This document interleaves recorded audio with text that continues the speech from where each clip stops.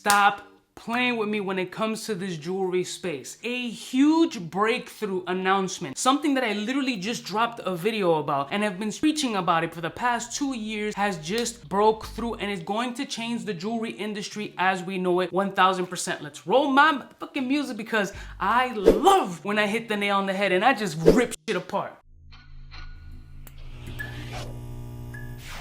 I'm kind of a big deal.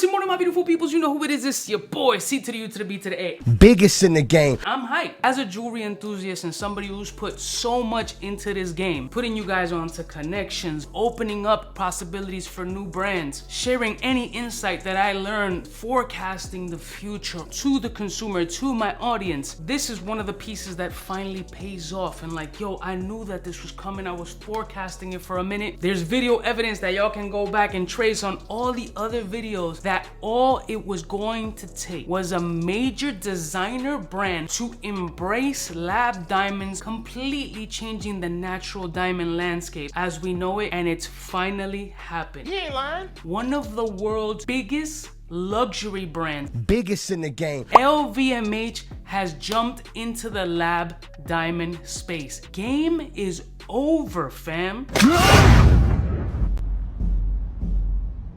The trickle-down effect will start now. This is like having a small, tiny little drop, a leak in an old pipe in your foundation. It's going to take time. It's going to keep dripping and dripping and dripping till it finally gets through the foundation, soaks through the sheetrock, completely providing mold all over the house and changing what is known as the natural diamond monopoly and scam, as well as consumer perception. Jewelers need to start paying attention and at this point really start to map out the next 5 to 10 years of your business accordingly for you to continue to succeed in this space. So on the National Jeweler Instagram page, it says the following with this article. Parisian luxury brand Fred Jewelry recently announced its newest offering of an 8.88 carat lab-grown diamond in vibrant Riviera blue, named the Fred Audacious Blue, in the first of the LVMH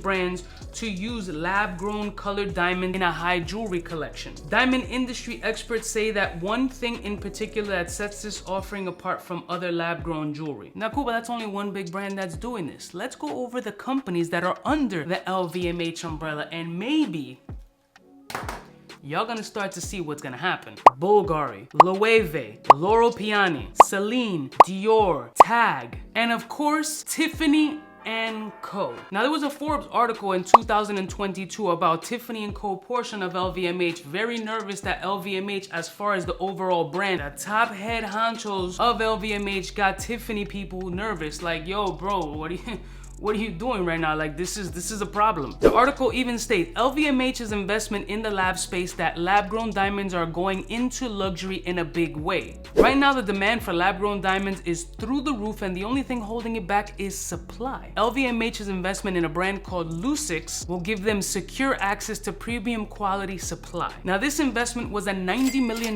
investment into this particular company to run a solar-powered plant to start producing exceptional high-age, super luxurious lab-grown diamonds. Now, in that same article, it says that in 2018, the FTC permitted a mineral consisting of essentially pure carbon crystallized in an isometric system to be described as a diamond, whether occurring man-made or naturally. And ever since this establishment, the lab diamond space is going to bust through the natural diamond industry that's worth around $84 billion.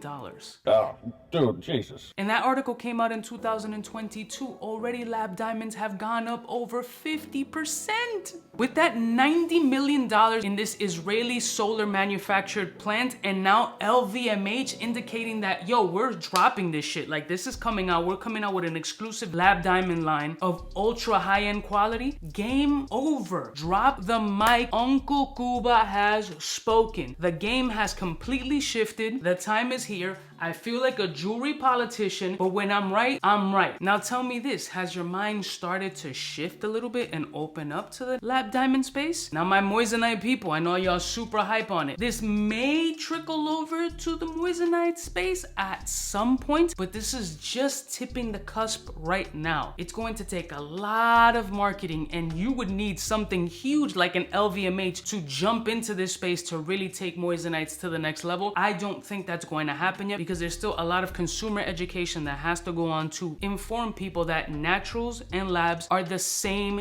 DNA, as opposed to trying to get that audience from Moissanite over to that space. I don't think that's going to happen. I think Moissanite is still going to stay in its own bubble, and that bubble is probably going to take over the space of what CZ's was, and I think Moissanite is going to be the new CZ. Massively used, costume jewelry, maybe stuff like Claire's in beautiful crystal vases. Maybe it's going to be the new Swarovski crystal based on its brilliance and its shine. But as far as in the high-end jewelry space, like lab diamond is currently going to take over, I don't think so. As of yet, I think it's still going to be an ultra niche market that a ton of people are going to enjoy. But let me tell you, shout out to any of the believers. Shout out to all my jewelers who have been on the boat and have shared it with me. Twiz and I were having this conversation literally not too long ago of how this is going to change the entire world as we know it. And this is solidified. I love y'all mother suckers from the heart. Let me know what you think of this news. Comment below. Don't forget to like, share, and subscribe. And I'm definitely going to keep an eye out on this market.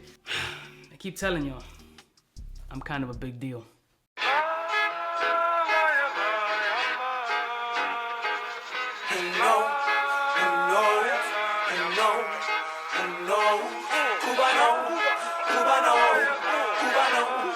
Cubaknow, what's fresh, who's best? Wanna know who's gonna pass the test?